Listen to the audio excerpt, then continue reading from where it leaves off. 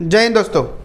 आज का टॉपिक है हमारा directing, business study and management का चैप्टर 7। आज हम लोग स्टार्ट करेंगे डायरेक्टिंग से। सबसे पहले जानेंगे कि डायरेक्टिंग का मतलब क्या है, उसके बाद उसका फीचर्स और इम्पॉर्टेंस, ये सारा चीज़ है। पहले तो आप लोग इसे स्क्रीनशॉट ले लो। आज हम लोग बहुत ईजी वे में समझाने वाले हैं कि एग्जैक्टली डायरेक्टिंग है क्या। देखो, हम लोग फर्स्ट क्लास में भी पढ़े थे कि डायरेक्टिंग है क्या। डायरेक्टिंग एग्जैक्टली ये चीज़ें है, जो काम हम लोग जिसे सौंपते हैं वो काम को करना कैसे है, इसे बोलते हैं डायरेक्टिंग। ठीक है, तो यहाँ पे क्या लिखा गया है, it is the process of which manager instruct, guide and supervise the performance of worker to achieve predetermined goal. इसका मतलब क्या है, इसका मतलब ये है कि डायरेक्टिंग हम लोग का मैनेजमेंट फंक्शन तो है, POSDC पढ़ाया था, तो उसमें से एक पॉइंट है हमारा डायरेक्टिंग। तो डायरेक्टिंग क्या करता है, मैनेजर जो होते हैं वो एम्प्लॉय को इंस्ट्रक्ट करते हैं, गाइड करते हैं, सुपरवाइज करते हैं, ताकि वो अपना परफॉर्मेंस अच्छा कर पाए, अपना प्री डिटरमाइंड गोल को वो अचीव कर पाए, और उसके साथ साथ ऑर्गेनाइजेशनल गोल भी जो है वो अचीव हो। तो डायरेक्टिंग का काम मेन यही है कि जो काम जिसे भी सौंपा गया है वो काम ढंग से कर रहा है कि नहीं कर रहा है, बस उसे गाइड करना। क्लियर हो रहा है। और इसे बोला जाता है it is the heart of management process. देखो, डायरेक्टिंग सबसे इंपॉर्टेंट चीज़ है कि अगर हम लोग डायरेक्टिंग नहीं किए ना तो कभी भी मैनेजमेंट हो, बिजनेस हो, कभी भी अच्छा से नहीं चलेगा। क्यों? क्योंकि एक बंदा जब काम करने के लिए आता है ना, उसे पता होता है कि एग्जैक्टली करना क्या है, लेकिन किस वे में करना है जिससे प्रोडक्टिविटी ज़्यादा हो, ये उसे ढंग से नहीं पता रहता है। ये टाइम टू टाइम क्या होता है, जैसे जैसे एक्सपीरियंस आता है वो करते रहता है। तो डायरेक्टिंग का काम है इस चीज़ को बढ़ावा देना ताकि प्रोडक्टिविटी ज़्यादा हो। अब हम लोग स्टार्ट करते हैं फीचर ऑफ डायरेक्टिंग। देखो, नंबर 1 में बोला गया हमारा डायरेक्टिंग इनिशिएट एक्शन। देखो, इनिशिएट एक्शन का मतलब हम लोग तो पढ़े थे POSDC। प्लानिंग में हम लोग क्या पढ़े थे, प्लानिंग में ये पढ़े थे कि फ्यूचर में हमें क्या क्या चीज़ें करना है, उसे अभी ही डिसाइड कर लो, है ना। जैसे फ्यूचर में हमारा प्रोडक्ट कैसा रहेगा, जगह कौन सा होगा, प्राइस क्या रहेगा, पैसे कितने ज़रूरत होंगे, वगैरह वगैरह वगैरह, ये सब चीज़ें हम लोग प्लान करके बैठे थे। तो यहाँ पे अभी तक हम लोग काम स्टार्ट नहीं किए। ऑर्गेनाइजिंग में क्या था कि हम लोग जो प्लान किए हैं उसको एग्जीक्यूट करने के लिए क्या क्या चीज़ों का ज़रूरत है, तो अपना रिसोर्सेज को वो कलेक्ट करता था और अवेलेबल करवाता था कि हमारा रिसोर्सेज क्या क्या चीज़ें चाहिए। ये होता था हमारा ऑर्गेनाइजिंग में।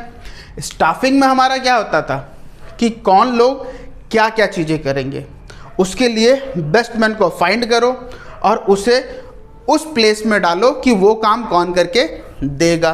क्लियर हो रहा।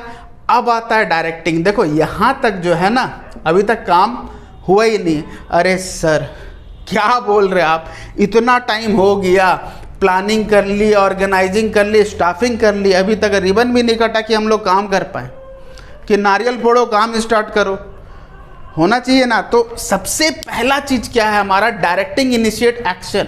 तो यहाँ पे सबसे पहला जो काम स्टार्ट होगा ना वो डायरेक्टिंग से ही होगा। अभी तक क्या कर रहे थे हम लोग, अभी तक हम लोग प्रिपेयर कर रहे थे। Other function just prepare setting of action but directing initiate action. तो इससे पहले जो जो फंक्शन हुआ ना वो सिर्फ सेट हो रहा था। काम तो डायरेक्टिंग से ही स्टार्ट होता है। हम लोग को ये देखना है कि अभी तक जो काम हुआ वो एग्जैक्टली काम नहीं था, बस सेटअप था ताकि काम अच्छे से चल सके। क्लियर हो रहा है ना। सेकंड पॉइंट है हमारा प्लेस एट एवरी लेवल। इसका मतलब क्या है, इट इज परवेसिव। परवेसिव मतलब पहले वाला परवेसिव मत सोच लो। देखो, परवेसिव का मतलब एग्जैक्टली यही है कि सभी जगह पे है, लेकिन यहाँ पे डायरेक्टिंग जो है ना वो लेवल मतलब तीनों लेवल में, हमारा टॉप, मिडिल, सुपरवाइजरी मतलब लोअर लेवल, तो तीनों लेवल में हमारा डायरेक्टिंग आता है। अब सिंपल सा चीज़ है, यहाँ पे लोअर लेवल जो होते हैं उन लोग तो अपना ग्राउंड लेवल पे काम करते हैं, लेकिन उनको सुपरवाइज करने के लिए कोई ना कोई तो चाहिए ना कि उन लोग काम कैसे कर रहे हैं। देखो, सिंपल सा चीज़ है, आप ग्राउंड लेवल में जाओ, देखो कि कुछ लोग बहुत मेहनत से काम कर रहे हैं, ठीक है। वहाँ पर जैसे ही सुपरवाइज़र जाता है, देखता है कि हाँ ये काम बहुत अच्छे से कर रहा है, ये भी काम बहुत अच्छे से कर रहा है, और इसको देखो ये चुट्टा पूरा सो रहा है, तो ऐसा नहीं हो सकता ना। तो उसको एग्जैक्टली गाइड करना बहुत ज़्यादा ज़रूरी है कि आपको अगर काम नहीं हो रहा तो आप पूछो, या आप जाके समझाओ उसे कि काम को एग्जैक्टली करना कैसे, उससे काम नहीं हो रहा बोल के वो सो रहा चुट्टा, तो ऐसा नहीं हो सकता। क्लियर हो रहा ना। तो ये तीनों लेवल में है। यहाँ तो सुपरवाइजर लेवल में मैं बताया, मिडिल लेवल में भी सेम चीज़ें है कि उन लोगों का कोई एक सीनियर होगा जो उनको समझाते होंगे, टॉप लेवल में भी सेम यही चीज़ है। तो तीनों लेवल में ये डायरेक्टिंग होगा। उसके बाद हमारा इट इज़ कंटिन्यूस प्रोसेस। देखो डायरेक्टिंग ही सिर्फ कंटिन्यूस प्रोसेस नहीं है, एग्जैक्टली POSDC सारा का सारा चीज़ हमारा कंटिन्यूस प्रोसेस है। कंटिन्यूस प्रोसेस क्यों बोला जाता है? क्योंकि फंक्शन ऑफ मैनेजमेंट, देखो कोई भी काम आप करो, कोई भी काम अगर उसे आप अचीव कर लिए तो क्या ज़िंदगी भर वहीं पे बैठ जाओगे? कमा लिए 2 करोड़ रुपये तो क्या ज़िंदगी भर 2 करोड़ रुपये लेके आप लोग बैठे रहोगे? दूसरा काम नहीं करना है। एक गोल सेट किए, कंप्लीट कर लिए, बैठ जाओ, ऐसा तो नहीं हो सकता। सेकंड में जाएंगे, थर्ड में जाएंगे, तो डायरेक्टिंग क्या है? कंटिन्यूसली चलते रहेगा, इसीलिए इसको बोला जाता है ऑनगोइंग फंक्शन। उसके बाद आता है हमारा it flows from top to bottom. देखो बहुत इंपॉर्टेंट चीज़ है, हमें डायरेक्ट करेगा कौन? आप लोग को कौन पढ़ा रहा है? अभी यहाँ पे जितने बच्चे लोग बैठे हैं उनको कौन पढ़ा रहा है? मैं पढ़ा रहा हूँ। मैं गाइड करूँगा ना कि किस तरीक़ा से देखो आप लोग को सॉल्व करना, कि आप लोग मुझे सिखाओगे कि सर इस तरीक़ा से बनाना है, तो ये तो चीज़ नहीं हो सकता ना। तो इसीलिए टॉप टू बॉटम हमें देखना होता है directing. Top level middle level को गाइड करेंगे, मिडिल लेवल लोअर लेवल को गाइड करेंगे। समझ में आ रहा ना? तो इसी तरीक़ा से हम लोग को देखना है कि flow from top to bottom. कभी भी ऐसा नहीं होगा कि जूनियर लेवल वाले जाके सीनियर को समझाएंगे। हो सकता है कभी कभी कीड़ा काटता होगा, जाएगा, फिर उसके बाद उसका जॉब भी गया। सर इसको ऐसा करना चाहिए, चलो निकलो अब ऐसा हो सकता है। क्लियर। उसके बाद आता है परफॉर्मेंस ओरिएंटेड। इसका मतलब अभी क्या है? देखो डायरेक्टिंग हमेशा परफॉर्मेंस ओरिएंटेड होता है। रीज़न क्या है? देखो बता रहा हूँ, डायरेक्टिंग हमेशा चाहता है कि उसका वर्कर जो है ना वो अच्छा परफॉर्म करे। अगर अच्छा परफॉर्म नहीं करेगा ना तो ऑर्गेनाइजेशन भी कभी भी अच्छा परफॉर्म नहीं करेगा। इस चीज़ को तो आप लोग लिख लो। रीज़न क्या है कि अगर वर्कर काम नहीं करेंगे तो ऑर्गेनाइजेशन कभी भी बढ़ेगा कैसे? और ऑर्गेनाइजेशन नहीं बढ़ेगा तो क्या एम्प्लॉय को ढंग से सैलरी देगा? तो परफॉर्मेंस जो जितना अच्छा कर रहा है सैलरी उतना अच्छा मिल रहा है। तो परफॉर्मेंस अच्छा हो रहा तो ऑर्गेनाइजेशन का ही परफॉर्मेंस अच्छा हो रहा है, उससे प्रॉफिट ज़्यादा मिल रहा है। समझ में आ रहा ना? तो इसीलिए बोला जाता है कि परफॉर्मेंस ओरिएंटेड डायरेक्टिंग हमेशा ये चाहता है कि उनके जो वर्कर जो है ना वो अच्छा परफॉर्म करे ताकि ऑर्गेनाइजेशनल गोल ईजिली अचीव हो पाए। क्लियर हो रहा है? उसके बाद है हमारा ह्यूमन एलिमेंट। अगर ह्यूमन एलिमेंट नहीं हुआ तो क्या मशीनरी एलिमेंट होगा? हाँ, क्या जाके लोगों को जो समझाएंगे हम लोग क्या चैट GPT में लिख के समझाएंगे? बिल्कुल भी नहीं। कोई भी टेक्नोलॉजी आ जाए, अरे जितना बड़ा भी टेक्नोलॉजी आ जाए, कल को जब तक सही प्रॉम्प्ट या सही कमांड उसे अगर नहीं बताएंगे तब तक वो मशीनरी कुछ काम करके देगा नहीं। तो डायरेक्टिंग का मेन काम क्या है? वो ह्यूमन एलिमेंट है, वो जाके सभी को समझाते हैं। कोई मशीन जाके नहीं समझाता या कोई टेक्नोलॉजी नहीं समझाता। हाँ, उसका हेल्प ले सकते, लेकिन समझाना किसे है? समझाना तो एक इंसान को ही है, इसीलिए इसको क्या बोला जाता है? Human element. तो ये हुआ हमारा फीचर ऑफ डायरेक्टिंग। उसके बाद हम लोग आते हैं इम्पॉर्टेंस। इम्पॉर्टेंस में क्या है? सबसे पहले ये बोला गया है कि इनिशिएट एक्शन। अब इनिशिएट एक्शन क्या है?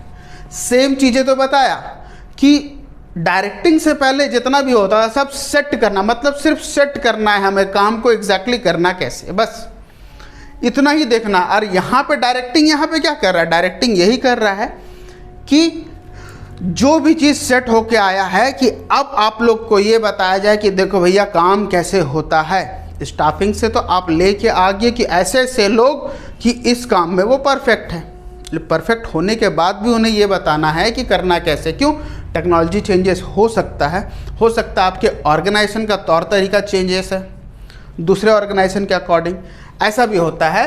तो यहाँ पे सबसे पहला हमारा इनिशिएट एक्शन। सेकंड पॉइंट हमारा क्या है? Integrate group activity. देखो यहाँ पे क्या बताया गया है? Effort to contribute.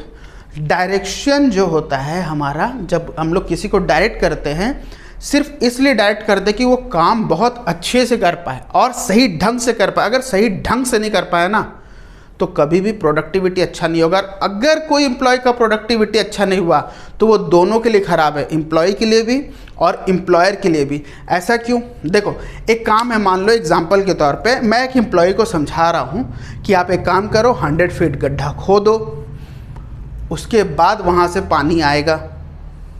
अब वो एम्प्लॉय को ढंग से समझ में नहीं आया। क्यों? क्योंकि वो ढंग से समझाया नहीं, बस इतना बोला है कि 100 फीट गड्ढा खोदो और पानी आएगा।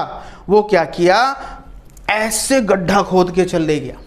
हो सकता है बीच में नाला वाला आएगा तो पानी आ जाएगा, सिंपल सा चीज़ है। गड्ढा हमें ऐसे खोदना है और वो ऐसे खोद के निकल गया। तो क्या ये एफर्ट सही है? वो तो 100 फीट गड्ढा खोदा ना भाई, लेकिन गड्ढा खोदना कैसे है ऐसा? तो एफर्ट देखो सही जगह पे लगाना। तो डायरेक्टिंग यही समझाता है आप लोग को कि सही जगह पे आप लोग एफर्ट लगाओ। अगर एफर्ट आपका सही जगह पे नहीं होगा, एग्जैक्टली जहाँ पे काम करना चाहिए वहाँ पे आप लोग काम नहीं किए, जहाँ पे नहीं करना चाहिए वहाँ पे आप लोग कर रहे हो, तो यहाँ पे टाइम भी जा रहा है, पैसा भी जा रहा है और प्रोडक्टिविटी भी नहीं हो रहा है। तो इसमें ना एम्प्लॉय का कभी वो बढ़ेगा आगे, ना एक ऑर्गेनाइजेशन। क्लियर हो रहा है?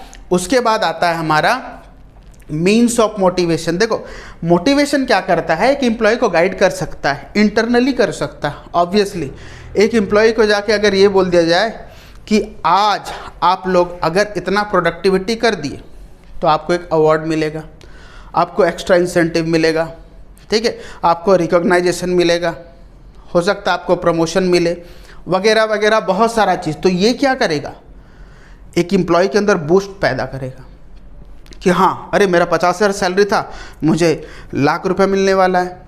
या फिर ऐसे हो सकता है कि अरे अवार्ड मुझे मिलेगा, देखो वो कितना अच्छा काम करके देंगे। तो डायरेक्टिंग का काम क्या है, मोटिवेट करते रहना, ठीक है, कि आप अगर अच्छे से काम करोगे तो आपको रिवॉर्ड मिलेगा, आप अच्छे से काम करोगे तो आपको ज़्यादा इंसेंटिव दिया जाएगा, ज़्यादा सैलरी दिया जाएगा, प्रमोशन दिया जाएगा, ऐसा सारा चीज़। तो ये सब चीज़ क्या करता है, मोरल अप हमेशा रखता है, हमेशा मोरल अप रखता है। तो इससे क्या होता है, काम भी अच्छा होता है और ऑर्गेनाइजेशन का भी फायदा है। क्लियर? उसके बाद आता है डायरेक्टिंग फैसिलिटेट चेंजेस। देखो यहाँ पे क्या बताया गया है कि through motivation communication help to reduce resist changes. अब यहाँ पे ध्यान देने की बात है। देखो डायरेक्टिंग हमेशा रेसिस्ट चेंज, मतलब जब रैपिड चेंजेस कुछ आता है ना, ऐसा होता है कि एग्जैक्टली मार्केट का ट्रेंड चेंज हो गया, टेक्नोलॉजी चेंज हो गया, सामने वाला बिजनेस कुछ और यूज़ कर रहा है जिसकी वजह से उनका प्रोडक्टिविटी बहुत ज़्यादा हो रहा है, तो हम लोग भी वही चीज़ को अपनाएंगे। रीज़न क्या है, रीज़न यही है कि उनके कंपटीटर जो हम हैं, हमारा प्रोडक्टिविटी अच्छा नहीं हो रहा है। तो अगर हमारा प्रोडक्टिविटी अच्छा नहीं हो रहा तो उनके सामने हम कभी भी खड़ा नहीं हो पाएंगे। अगर खड़ा नहीं हो पाएंगे तो उनके सामने हमारा बिजनेस चलेगा क्या, बिल्कुल भी नहीं चलेगा।